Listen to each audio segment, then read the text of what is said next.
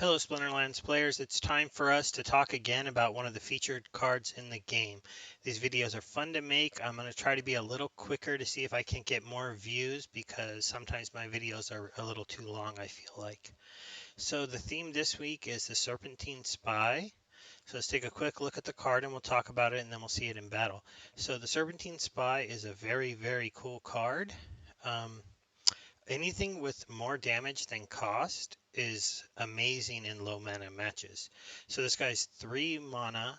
He's 4 attack at highest level and gets that 4 attack at level 8 as well. Then when you add in poison and opportunity with the 6 speed, he's a guy who's going to be pretty good early on in the game. First round, there might not be somebody for him to take out because with the 6 speed, there might not be anybody low yet. But that's where having poison isn't that bad, as the poison will set that person up to be killed by other people, possibly, or just to die off next round, or make it an easy kill next round. So those are one of the reasons why I don't usually like poison with opportunity because opportunity is trying to hit that last blow. But opportunity on a fast monster means he might not always hit that last blow. Um, One weakness of the card is the HP.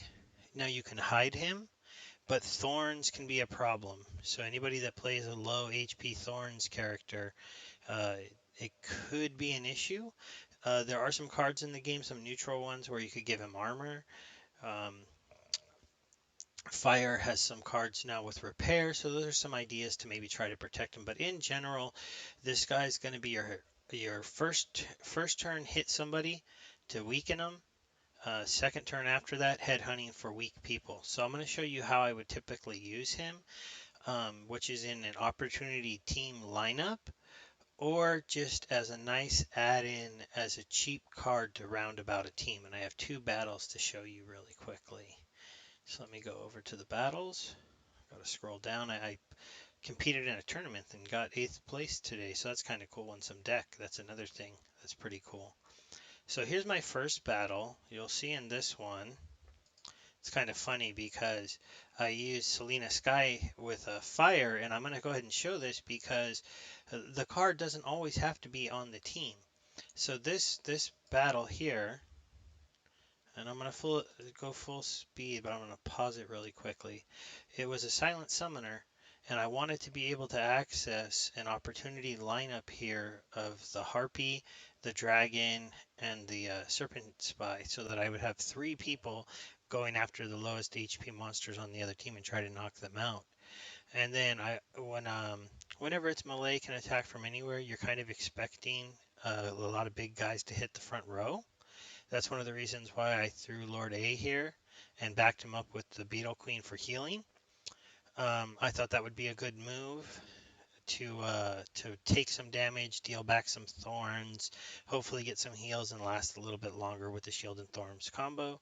And then I just love Black Dragon for the control, uh, weaken, and to the slow. And then giving everybody that 1 extra HP would allow him, because I only have him currently at level 5 here, to survive a Thorns. And so you'll see how this battle takes out, that it works out pretty well. Even though they at first get a lot of control on me, we quickly take out that guy who is weakening our attack. He pops away the chicken. We set up the monsters to be weakened. So see, everything's kind of going how I wanted. They're hitting my guy, they're getting thorns. I'm also setting up the Black Dragon at the end to be a monstrous tank at the end, as he's just going to keep leeching life. Here's where being able to survive that 1 thorns comes in kind of handy. Lord A did die, but he did his part. See, so right there he survived, but then they got a counterattack on him. But it did survive the thorns, and that's why I was trying to get him that extra HP from the Black Dragon. Here, in the end, I just had a little bit too much. I got the stun with the dragon, and as you can see, the Black Dragon with 13 HP was going to be hard to kill at the end. I have one more battle to show you.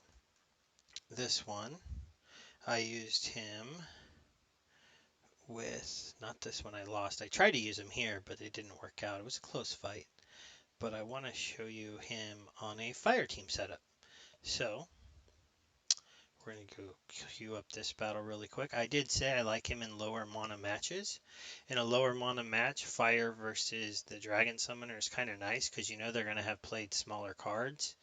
Um, Even though they played more cards than me because they went for the 2-cost tank compared to the 4-cost tank, basically the only way I was going to lose this game, in my opinion, was if this guy got affliction on his attack on here. And you'll just kind of see how in this lower mana match I was able to put him here and he was able to go and kind of headhunt some targets, finish some people off, and just be a good card.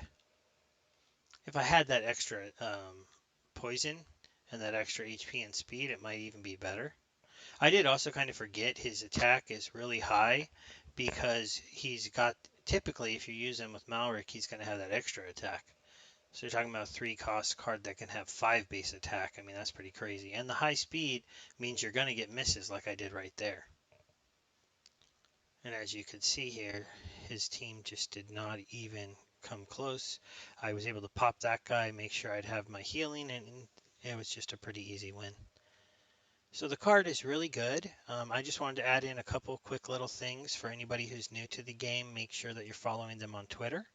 They're just at Splinterlands because they do talk about events that they're doing.